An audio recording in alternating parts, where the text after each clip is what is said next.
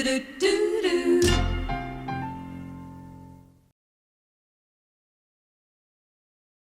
wouldn't it be good if we could all feel good all the time? Well, according to my next guest, you can. Dr. David Burns is one of America's leading psychologists, and he's author of this book, which is called Feeling Good. And he's here with us today to tell us how we can all feel good all the time. Please welcome David Burns.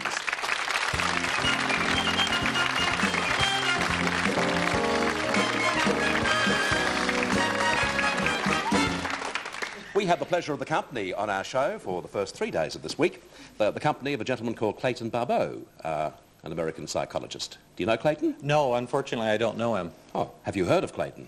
I'm feeling anxious because I haven't. I'm saying perhaps I should have. Yeah, well, he was wonderful anyway, but I don't think he heard of you anyway, David, so it didn't matter. David, how do you feel good all the time? Well, the first thing to find out is if you've been feeling depressed. And there's a little self-assessment test in feeling good. Maybe we could give the audience a test and see if any of them have had any symptoms of depression. Certainly. Anyone there in the audience who'd like to agree that they have had any symptoms of depression? Yes, the lady there in the pink. Well, let me ask a few questions, and you can see if you might have had any of these symptoms in the last couple of weeks. The first one would be sadness. How do you feel when you get out of bed in the morning? Do you say, hey, I've got a great day, it's going to be wonderful, I have things to look forward to, or do you feel sometimes kind of sad or down in the dumps? Well, that would be a first symptom of depression. How many of you sometimes feel that way? Hands up if you feel that. A couple of them. Right. Another symptom would be feeling frustrated and irritable. Things happen. They get under your skin and you start getting kind of annoyed and uptight. How many of you feel that way sometimes? I felt that way this morning. I was supposed to be on a radio show. They got confused and missed the schedule, and I wasn't able to be on the show, and I found myself getting very frustrated and irritated by that. What did you do? Pardon me? What did you do? Well, one of the keys in this type of therapy is to learn to write down the thoughts when you're upset. You see, this new mood therapy described in Feeling Good is based on the idea that your thoughts create your moods. And when you're feeling upset, you're thinking very negatively. Right. And by learning to change those negative thinking patterns, you can break out of a depression. Well, sure, that makes sense, but how do you do it? Well, the first thing is to write down on a piece of paper what you're thinking. For example, I recently saw a woman whose daughter was getting divorced, and she was very depressed because her daughter was divorced. So I said, write down on a piece of paper what you're thinking. And she had the thought, well, this is my fault.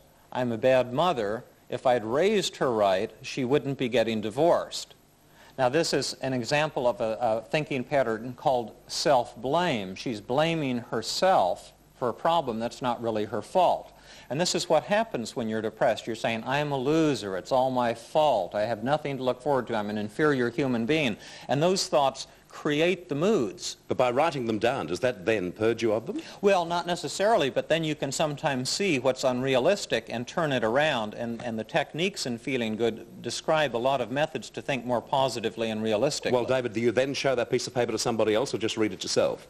Well, the first thing to do when you have it, there's a little list of distortions in Chapter 3 that can help you see the ways that you're twisting reality. For example, with the mother whose daughter was getting divorced, she had the distortion called personalization or self-blame. She's blaming herself for problems that aren't really her fault. Another distortion is all or nothing thinking, where if you're not a complete success, you see yourself as a total failure. There's a lot of illogical thinking patterns that cause depression. But what do you do about those illogical thinking patterns? Well, you have to think more realistically, like what could this woman tell herself instead of, it's all my fault that my daughter's getting divorced? Now that's enough for a cure, just to... Well, she might have to think about it more realistically, like to say, my daughter's having a hard time. What can I do to talk to her, to give her some support, to focus on solving the problem rather than criticizing herself? Well, that just seems to me to be common sense. So is that what it's all about? Yes, that's one of the exciting things about this form of therapy is it is based on common sense. It's the type of thing that anyone can understand and apply in their own lives. In fact, there was a recent study in the United States where they asked people to read Feeling Good without going to psychiatrists or getting antidepressant drugs. It's a lovely commercial there, David, which is snug. And I'm sorry, but they recovered to the same extent as patients receiving antidepressant drugs. So I think it's very encouraging that there's a powerful new form of treatment that the average person can administer to yourself to break out of a depression, sometimes in a short period of time, and perhaps without having to pay the cost of therapy, although some people clearly need it. Reminds me, a book I did a couple of years ago, Bert Newton, Australia. They're re-releasing it for Christmas this year. Just thought I'd throw that in, just in case you see it anywhere in the shops. Anyone in the audience who'd like to ask David a specific question, just put your hand up. Yes, back to the lady in pink. I'm sure she had a question for us. While giving up smoking, how do you get over depression then?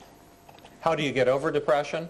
Well, there are many ways to get over depression, and up until now it's been felt that taking antidepressant drugs is the only effective treatment, and I'm a psychiatrist, and that's accepted by the profession. But this new thinking therapy described in Feeling Good has been shown to be as effective or more effective than drugs, and it's based on changing the negative thinking patterns. You see, when you're depressed, you're saying, I'm no good, I'm hopeless, and you put yourself down. And the whole key to it is to learn to stop doing that, to treat yourself like a beloved friend. You see, human beings have a tendency to be awfully hard on ourselves and not to give ourselves compassion when we need support the most. Okay, lovely having you on the show, David. Good luck with your tour of Australia. And let me just say that it's a tremendous honor to be on. I've been hearing great things about you and the show since I arrived here, and I just like to thank you. It's been a real opportunity for me. Absolutely our pleasure. Thanks, David. Thank you. Dr. David Burns.